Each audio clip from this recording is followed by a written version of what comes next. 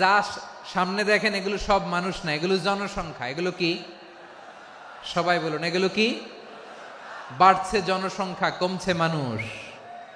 এই দুনিয়া এখন তো আর সেই দুনিয়া নাই, মানুষ নামের মানুষ আছে দুনিয়া বোঝাই,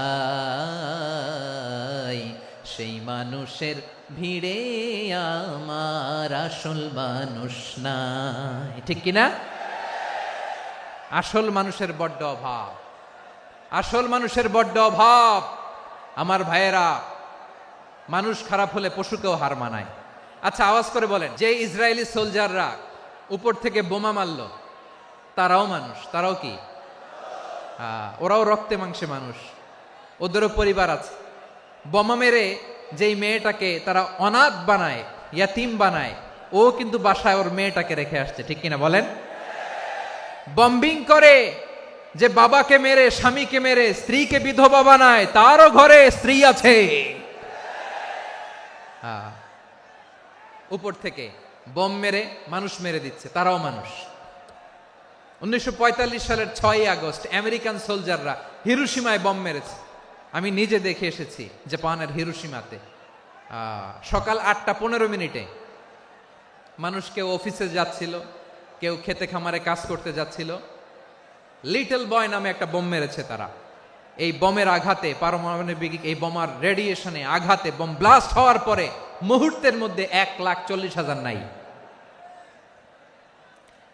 উপর থেকে যারা মারতেছে এরাও মানুষ, যাদেরকে মারলো তারাও। তার মানে মানুষে মানুষে পার্থক্য আছে না? নেই? মানুষে মানুষে পার্থক্য আছে। নাক কান চোখ মুখ থাকলেই মানুষ নয়। বাড়ছে জনসংখ্যা, কমছে মানুষ। চিল্লায় বলো ঠিক কিনা? ভালো মানুষ যারা জগৎটাকে এনলাইটেন করবে, যারা সত্যের বীর সেনানী হয়ে দাঁড়াবে, যারা সত্যের পক্ষে কথা বলবে, যারা জালিমের মসনদকে ভেঙে খান খান করে দেবে, এরকম হওয়ার দরকার আছে না নাই? এরকম ভালো মানুষ আমরা হতে চাই কি চাই না? মানুষকে যত্ন নিলে মানুষ যে কত ভালো হয় আপনি কল্পনাও করতে পারবেন না।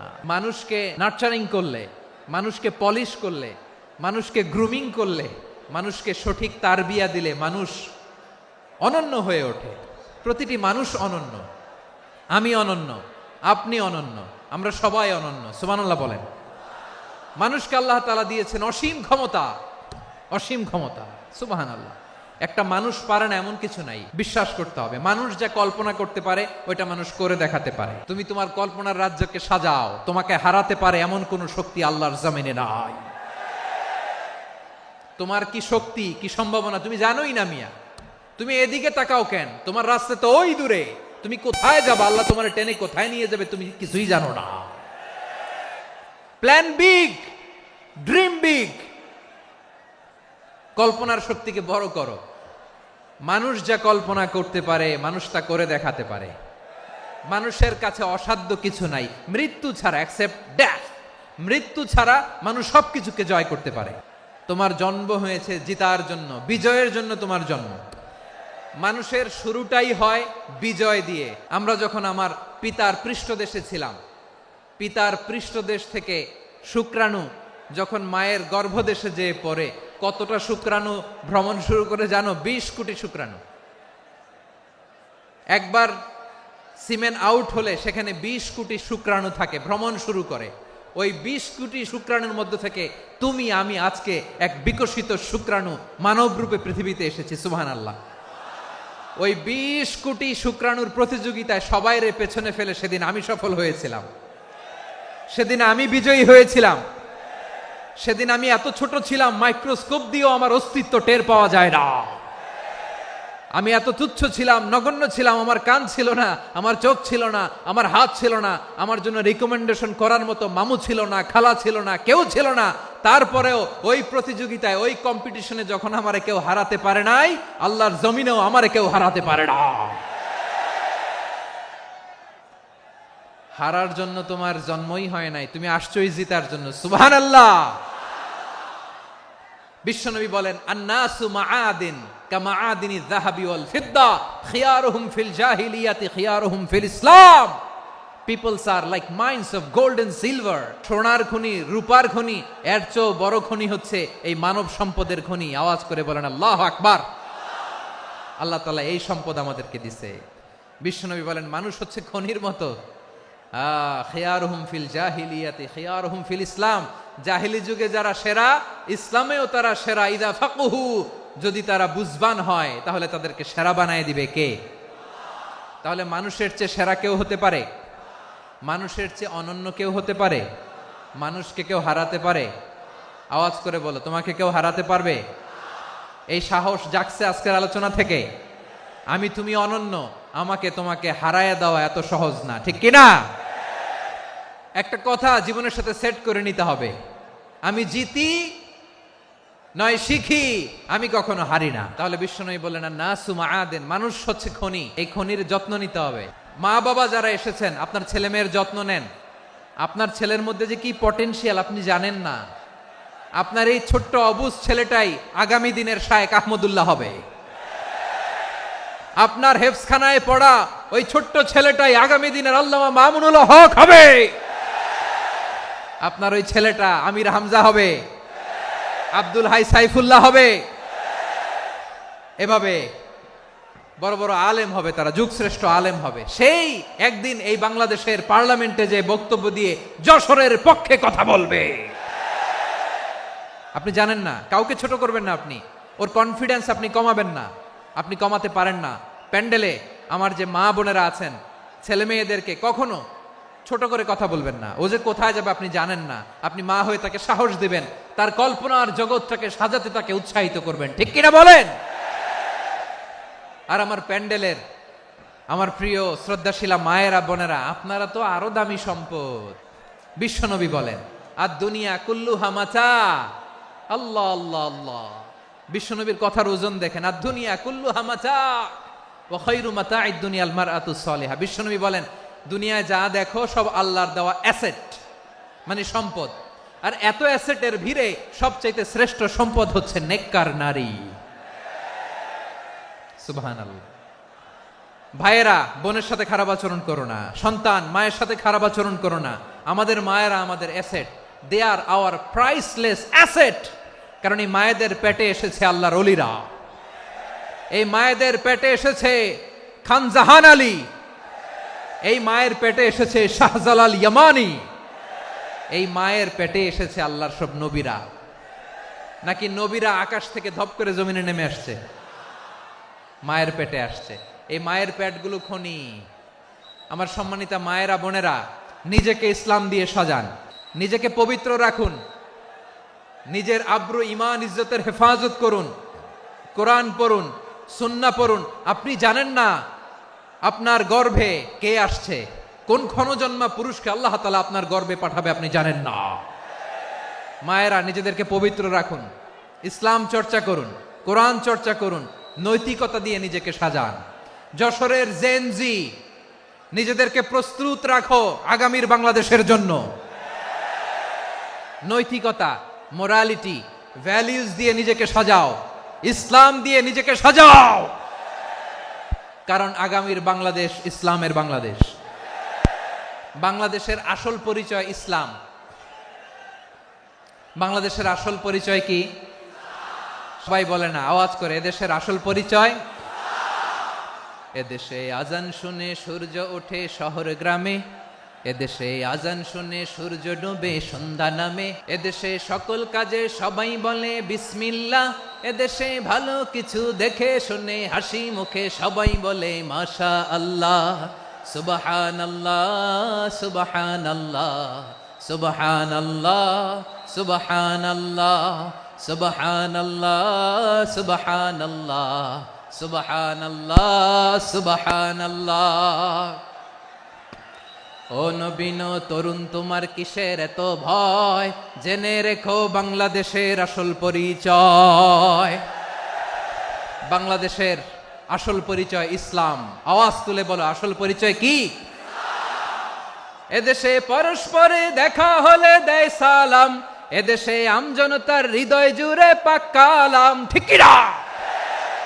এদেশে বিপদ এলে সর্বজনে সর্বক্ষণে দোয়া পড়ে ইন্না লিল্লাহ সুবহানাল্লাহ সুবহানাল্লাহ সুবহানাল্লাহ সুবহানাল্লাহ।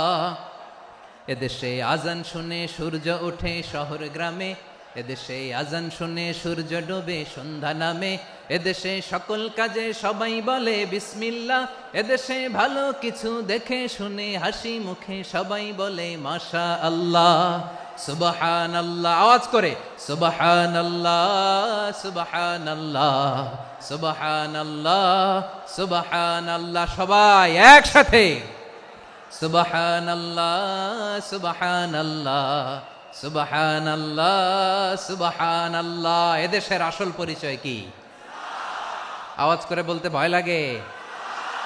এদেশের আসল পরিচয় কি? ইসলাম দিয়ে আমাদের সংসদ ভবন চলুক, আমরা চাই কি চাই না? বঙ্গভবনে লা ইলাহা ইল্লাল্লাহর পতাকা উড়ুক, আমরা চাই কি চাই না?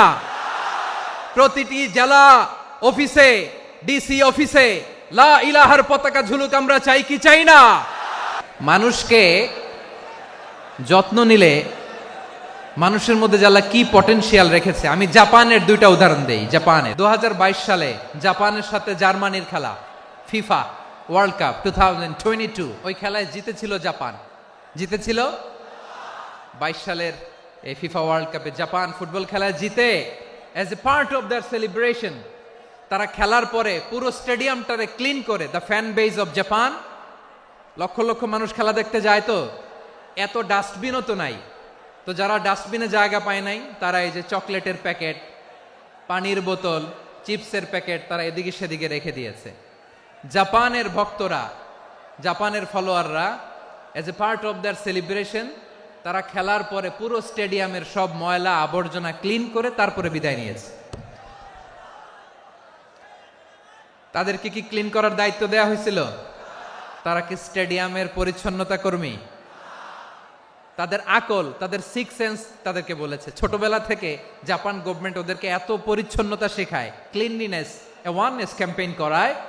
ক্লাসে আমি দেখেছি, ক্লাসে নিজের বেঞ্চ নিজে মুছে, ক্লাসের মাঝখানে একটা সময় দেয়, নিজের টেবিল নিজে মুছে, নিজের ক্লাসরুমটা নিজে পরিষ্কার করে। রাস্তাঘাটে একটা ধুলা নাই, ময়লা নাই, একটা টিস্যু নাই।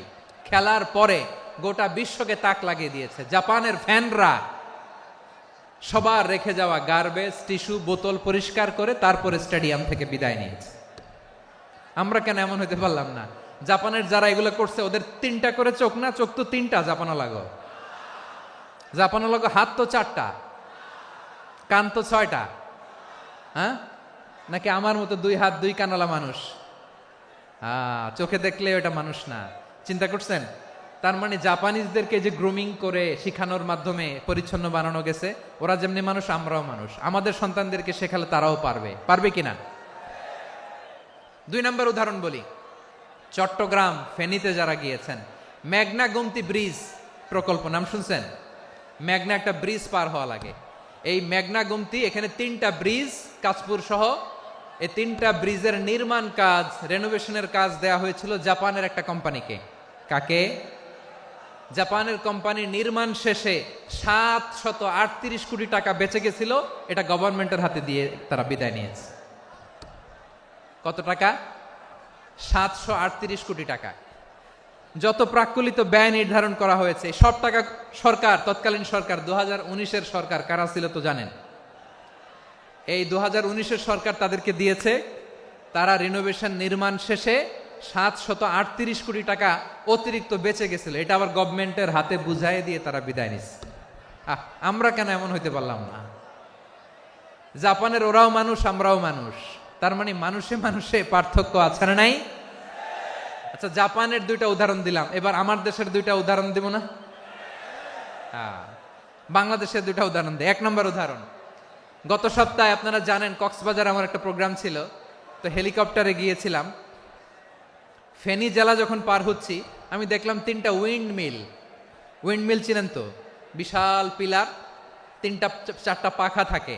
বায়ু বিদ্যুৎ কেন্দ্র, বাংলাদেশের প্রথম বায়ু বিদ্যুৎ কেন্দ্র এটা। মুহুরী প্রজেক্ট বলে এটার, সম্ভবত মুহুরী প্রজেক্ট। তো সাগরের বাতাসের ঝাপটায় এটা ঘুরে এনার্জি হয়, ইলেকট্রিসিটি উৎপাদন হয়। তো আমি পাইলটকে বললাম, ভাই এগুলো থেকে কেমন ইলেকট্রিসিটি উৎপাদন হয়? কয় হুজুর একটুও হয় না, কিছুই হয় না। কিছুই হয় না মানে? বলে হুজুর বাংলাদেশে যত উইন্ড মিল আছে এটার পাখা একটাও ঘুরে না। আল্লাহ, বলেন কি? তাহলে এই যে কোটি কোটি টাকা ব্যয় করে যে উইন্ড মিল, কয় হুজুর উপরে ফিটফাট ভিতরে সদরঘাট। তার মানে কোটি কোটি টাকা দিয়ে এই উইন্ড মিল বানায়, এখানে কিছু নাই। দুর্নীতির আড্ডাখানা, আখড়াখানা বাংলাদেশ, ঠিক কিনা বলেন? হায় রে, জাপানিজরাও মানুষ, আমরাও মানুষ। আমার এক নিকটাত্মীয় সরকারি চাকরিজীবী, উনি আমাকে বললেন, বাংলাদেশের আর একটা উদাহরণ দেখি। উনি আমাকে বললেন যে প্রতি বছর আমাদের অফিসের ফার্নিচার চেঞ্জ করে। আমি বললাম প্রতি বছর ফার্নিচার চেঞ্জ করে কেন? বলে যে ফার্নিচার নতুন পারচেজ করলেই তো এখানে টাকা, নতুন কিনতে পারলেই টাকা, নতুন উন্নয়নের সবক শোনাতে পারলেই টাকা। প্রথম আলোর রিপোর্ট, কি আলো? প্রথম আলোর রিপোর্ট, গত 15 বছরে উন্নয়নের নামে লুটপাট হয়েছে প্রায় 3.25 লাখ কোটি টাকা। কার রিপোর্ট? আমাদের বানানো কথা। প্রথম আলোর রিপোর্ট। গত 15 বছরে কারা ছিল জানেন তো? হ্যাঁ, শুধু ওনাদেরকেই দোষ দিয়ে লাভ নাই। স্বাধীনতার পর থেকে শুধু শাসকের হাত বদল হয়েছে, আমরা কিছু পাই নাই, ঠিক কিনা বলেন? আমরা এরকম চাই না। তাহলে জাপানের মানুষও মানুষ, আমরাও মানুষ। সিদ্ধান্ত আপনার, কোন মানুষ হবেন, ভালো মানুষ না খারাপ মানুষ? আজকের আলোচনার বিষয় হচ্ছে মানব সম্পদের উন্নয়ন, human resource development. It's a process to increase the capacity of knowledge, skill, capacity of the people of a country. একটা দেশের মানুষের জ্ঞান, তাদের দক্ষতা কি করে বাড়ানো যায়, বাড়িয়ে দেশের উন্নয়ন করানো যায়, এটাই হচ্ছে মানব সম্পদ উন্নয়নের মূল কথা। তাহলে মানব সম্পদ হচ্ছে একটা দেশের সবচাইতে শক্তিশালী পুঁজি। প্রাকৃতিক সম্পদ, খনিজ সম্পদের চেয়েও দামি হচ্ছে মানব সম্পদ। আল্লাহ তাআলা দয়া করে আমাদেরকে এই মানব সম্পদ দিয়েছেন। আসুন আমাদের এই মানুষগুলোকে আমরা সোনার মানুষ বানাই। রাজি আছেন তো সবাই? রাজি আছেন? মানুষ পারে না এমন কোনো কিছু নাই, চাইলে সব পারে। এজন্য মানুষকে তারবিয়া দিতে হবে, যথাযথভাবে তাদেরকে গড়তে হবে। আসুন আমরা সিরাতের আয়নায় বিশ্বনবীর জীবনী থেকে দেখি তিনি কিভাবে হিউম্যান রিসোর্সকে ম্যানেজ করতেন। বিশ্বনবী, he was a very good talent hunter, চৌকস ট্যালেন্ট হান্টার ছিল। কার মধ্যে কি ট্যালেন্ট আছে দেখলেই বুঝে ফেলতেন। সুবহানাল্লাহ পড়বেন না? কি নবী আমরা পেয়েছি! He was a very good talent hunter. আমার নবী তিনি চৌকস ট্যালেন্ট হান্টার ছিলেন। কার মধ্যে কি প্রতিভা বের করতেন, ওই প্রতিভাকে ইসলামের কল্যাণে কাজে লাগাতেন। যাকে যেই জায়গায় সেট করলে ভালো হবে তাকে ওই জায়গায় সেট করতেন। কয়েকজন সাহাবীর জীবনী শোনাই। আবু মাহজুরা রাদিয়াল্লাহু তাআলা আনহু, মক্কার মুয়াজ্জিন, আগে ছিল মুশরিক, পরে হইছে মুমিন। উনি কিভাবে মুমিন হইলেন এই ঘটনাটা একটু আপনাদের শোনাতে চাই। আবু মাহজুরা রাদিয়াল্লাহু তাআলা আনহু কিভাবে মুসলিম হলেন, আওয়াজ করে শুনেন। হুনাইনের যুদ্ধ, 8ম হিজরি, বিষ্ণু ঈসা ইসলাম হুনাইনের যুদ্ধ শেষে ফিরতেছেন। পথিমধ্যে বেলাল রাদিয়াল্লাহু তাআলা আনহু আজান দিচ্ছেন। কি দিচ্ছেন? তো পাশে ছিল মুশরিকদের একটা পল্লী, কিছু মুশরিক তরুণ, কিছু অমুসলিম কিশোর, তারা আজানকে ব্যঙ্গ করতেছে। আমাদের বাংলায় মুখ ভেঙ্গানো বলে আর কি। বেলাল রাদিয়াল্লাহু তাআলা আনহু আজান দিচ্ছেন, ওই বাচ্চাগুলো মুশরিক, তো ওরা আজানকে ব্যঙ্গ করতেছে, বিকৃতি করে ওরাও আজান দিচ্ছে। উদ্দেশ্য হচ্ছে আজানকে নিয়ে ঠাট্টা করা। উদ্দেশ্য কি? ঠাট্টা করা। ব্যাপারটা মনে কষ্ট পাওয়ার মতো ব্যাপার না? কিন্তু বিশ্বনবী ওইখানে দেখেন কি খুঁজলেন। বিশ্বনবী খেয়াল করলেন অমুসলিম কিশোরদের মধ্য থেকে একটা কিশোরের গলাটা বড় দরাজ গলা, কণ্ঠটা বড় সুন্দর। খেয়াল করে দেখলেন যে কিছু কিশোর বেলালের আজানকে ব্যঙ্গ করে, বিকৃতি করে, কিন্তু একজনের কণ্ঠ দেখতে পাচ্ছেন না এত দূরে, কিন্তু কণ্ঠটা বড় সুন্দর, দরাজ গলা। বিশ্বনবী সাহাবীদেরকে বললেন, ধরো এগুলারে, ধরো। সবগুলারে ধরে বিশ্বনবীর সামনে আনা হলো। ওরা হাঁটু গেড়ে বসলো। বিশ্বনবী বললেন, তোমাদের মধ্যে কে যেন ব্যঙ্গ করে আজান দিচ্ছিল, তার গলাটা বড় উঁচু, গলার বেসটা বড় মজবুত, মেলোডিয়াস, সুমধুর কণ্ঠ। কে? আবু মাহজুরা বলে, আমার বন্ধুরা সবাই আমার দিকে আঙ্গুল দেখায়, আমি পড়ে গেছি বিপদে। রাসূল সাল্লাল্লাহু আলাইহি ওয়াসাল্লাম বাকি অমুসলিম তরুণদেরকে ছেড়ে দিলেন, বললেন তোমরা যাও। এবার আবু মাহাজুরারে পাইছে। আবু মাহাজুরার চুলের মধ্যে হাত দিলেন বিশ্বনবী, মাথায় হাত দিয়ে বললেন এবার আজান দাও দেখি। আবু মাহাজুরা বলে আমি তো আজান দিতে জানি না, কারণ আমি তো বেলালেরটা শুইনা শুইনা দিছি, আমার তো মুখস্থ নাই, আমি তো আজান দিতে জানি না। বিষ্ণু বললেন জানো না, তাহলে আসো আমি তোমারে শিখাই দেই। সুবহানাল্লাহ পড়েন। আবু মাহাজুরা হাঁটু গেড়ে বসে বিশ্বনবীর মোবারক হাত আবু মাহাজুরার চুলের মধ্যে। বিশ্বনবী আজানের মুআল্লিম আবু মাহাজুরাকে বলতেছে ঠিক আছে তোমারে শিখাই দিচ্ছি, আমি যা যা বলবো আমার সাথে সাথে বলো, পারবা? আবু মাহাজুরা বলে পারবো। বিশ্বনবী আজান দিচ্ছেন, মাথায় হাত দিয়ে আল্লাহু আকবার আল্লাহু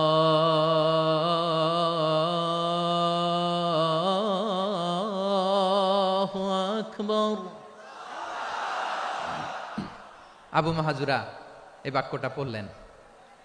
বিশ্বনবী দ্বিতীয় বাক্য পড়তে আরম্ভ করলেন, আল্লাহু আকবার আল্লাহু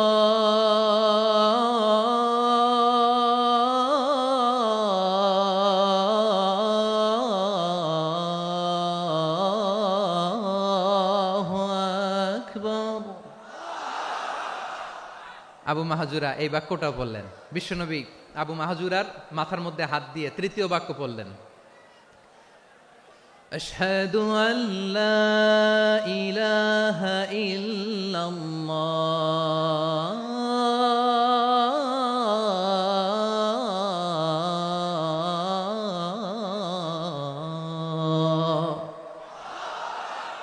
আবু মাহাজুরা তৃতীয় বাক্য পড়লেন। বিশ্বনবী একটা বাক্য পরে আবু মাহাজুরা পরে, বিশ্বনবী পরে আবু মাহাজুরা পরে। আবু মাহাজুরা কিন্তু অমুসলিম, মুশরিক। আবু মাহাজুরা বলে এক একটা বাক্য পড়ি আমার কলিজাটা গলে ঠান্ডা হয়ে যায়।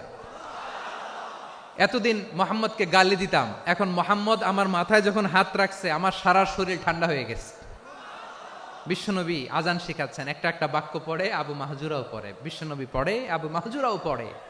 পুরো বাক্যগুলো যখন শেষ, আজান শেষ, আবু মাহাজুরাও যখন পুরো আজান পড়লেন, আবু মাহাজুরা বললেন এতদিন মোহাম্মদের চেহারা দেখলে আমার ঘৃণা লাগতো, আজ থেকে মোহাম্মদের চেহারার চেয়ে প্রিয় চেহারা আমার কাছে নাই। আবু মাহাজুরা বললেন ও মুহাম্মদ, আজানের বাক্য তো আপনি আমারে শেখালেন, এখানেই শেষ করবেন না, আপনি আমারে পড়ায় দেন লা ইলাহা ইল্লাল্লাহু মুহাম্মাদুর রাসূলুল্লাহ সাল্লাল্লাহু আলাইহি ওয়াসাল্লাম। বিশ্বনবীর সাথে দাঁড়িয়ে উনি শাহাদা পড়ে মুসলমান হয়ে গেলেন। এবার আবু মাহাজুরা বলে ইয়া রাসূলুল্লাহ, ইয়া হাবিবাল্লাহ, আমি মুমিন হয়েছি, মুসলমান হয়েছি, আপনার কাছ থেকে আজান শিখার সৌভাগ্য আমি লাভ করেছি গো নবী। আমার কণ্ঠের বড় তারিফ করেছেন আপনি, আমার আজানকে আপনি পছন্দ করেছেন। একটা জিনিস আপনার কাছে চাই, আপনি আমাকে মক্কার মসজিদুল হারামের মুয়াজ্জিন হিসেবে অ্যাপয়েন্ট করে দে। বিষ্ণু ইসলাম বললেন যাও আবু মাহজুরা, আমি তোমাকে পৃথিবীর শ্রেষ্ঠতম মসজিদ মক্কার মসজিদুল হারামের মুয়াজ্জিন হিসেবে অ্যাপয়েন্ট করে দিলাম। দেখছেন কিভাবে ট্যালেন্ট হান্টিং করতে হয়, কিভাবে হিউম্যান রিসোর্স মানব সম্পদকে ব্যবহার করতে হয়। আসছিল আজানকে ভেঙ্গাইতে, আসছিল কেন? আজানকে ব্যঙ্গ করার জন্য, বিকৃত করার জন্য, আজানকে